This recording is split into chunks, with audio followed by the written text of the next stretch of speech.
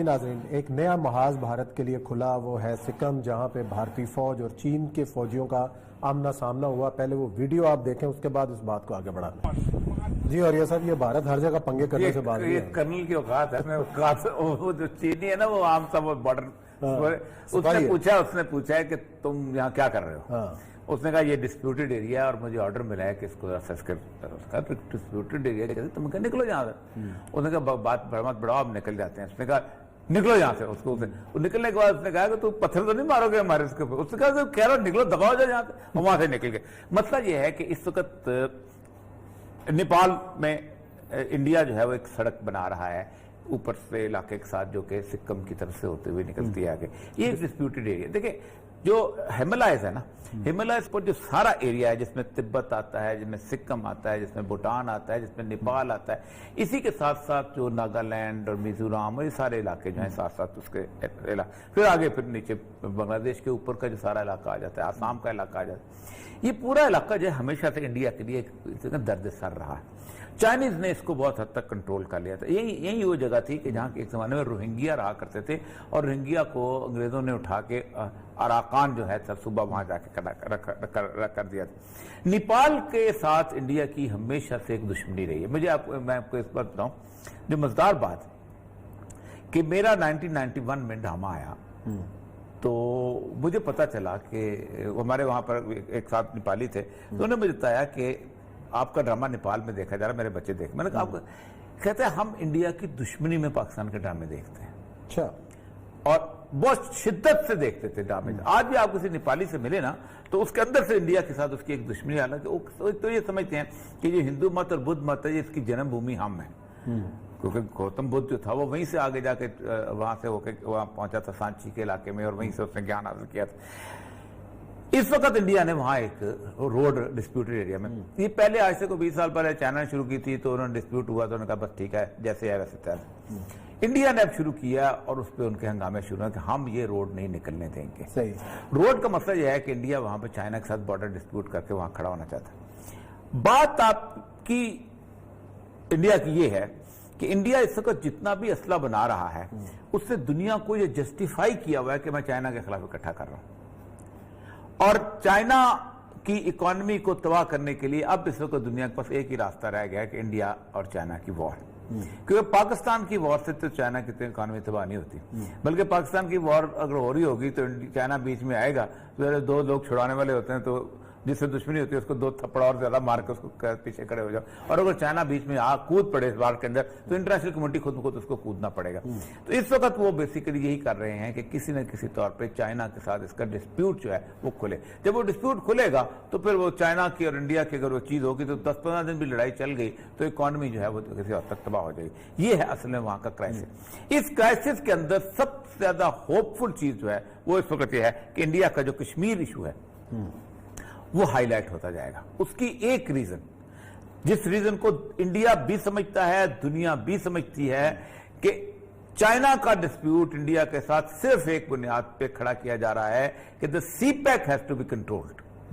کیونکہ اگر CPEC جو ہے اگلے جو 1.5 سال کے اندر اس نے اپنی کم از کم 25-30% پرفارمنس انٹرنیشنل لیول کی شروع کر دینی ہے تو اس کے بعد ہوگا یہ کہ پھر اس کی ترقی کو پھر روکا جا سکتا۔ اس کی وجہ پتہ ہے کیا ہے؟ 68 کنٹریز یورپ کا جب سامان یوں جانا شروع ہوا، جنہوں نے فیکٹریاں لگائی ہوئی ہیں وہاں سے نکلنا شروع ہوا، وہاں سے جہاز پہ بیٹھا، جہاز پہ بیٹھ کے کسی نے بیلجیم پہنچا، کوئی ناروے پہنچا، کوئی سویڈن پہنچا، سعودی عرب سے تیل آیا، اپنا نائجیریا سے تیل آیا، وہاں سے پروڈکٹس آئے، گندم آئی، تو ایک پھر اس کو جیسے سویز کو کوئی نہیں روک سکا تھا، جیسے پاناما لیک کو کوئی نہیں روک سکا تھا، جیسے اپنا جو اس کا ہے گولڈن ہارن کو کوئی نہیں روک سکا تھا، پھر یہ ایک انٹرنیشنل ٹریڈ روٹ جب بن جائے تو پھر اس کی ذمہ داری بن جاتی ہے کہ ہم اس کا تحفظ کریں گے۔ اس میں سے اکیلے چین کے جہاز تو نہیں چلنے، اور چین کے ہاں تو دنیا بھر کی فیکٹریز کھڑی ہوئی ہیں، اور پھر واپسی پہ جو ان کی انرجی کی، تو اس کو چاہتے یہ ہیں کہ یہ ابھی کمنس ہونے سے پہلے اس کو روکا جائے۔ اس کے لیے بنیادی طور پر چین کو disputed area along with Gilgit Baltistan کو کرنا ضروری ہے۔ اسی لیے آپ اندازہ کریں کہ انڈیا نے اس طرف سے اس لیے روکا ہے کہ اگر وہ اقصائی چین کی طرف سے چین حملہ آور ہوتا ہے تو پھر آپ سوچ سکتے ہیں کہ اقصائی چین کی طرف سے اگر کارگل کے راستے پہ آ کے وہ یہاں آ کے چائنیز فورسز بیٹھتی ہیں تو آپ کا گلیشیئر تو کیا، سیاچن گلیشیئر تو انڈیا کے ہاتھ سے گیا، وہ تو روٹ ہی کوئی نہیں اس کا پر کھڑا رہ ہی نہیں سکتا. یعنی 2 پوسٹوں پہ ہم جا کے بیٹھ گئے تھے تو وہ بالکل انڈیا ٹریپ ہو گیا تھا مکمل طور پہ. اور وہ جب اس اونچائی سب نیچے جب آئیں گے تو کشمیر کی ویلی جس میں آپ آلریڈی اس کے ڈسپیوٹڈ ہیں تو وہ چلا جائے. یہ بیسیکلی آپ دیکھیں یہ کرنل ان کا اس کی اوقات کس لیول کی ہے وہاں پر چائنیز کے سامنے. اور اگر ڈبل ڈسپیوٹ یہاں پر کھل گیا اور تیسرا محاذ جو طالبان کا افغانستان میں کھل گیا تو آپ خود سوچیں کہ انڈیا کا ساتھ آنا کس نے ہے, سوائے اس کے کہ انٹرنیشنل فورسز کو اسلحہ بھیجیں یا کچھ کہیں. لیکن جنگ کے بارے میں یہ کہا جاتا ہے کہ جنگ ہمیشہ پاگل پن میں لڑی جاتی ہے.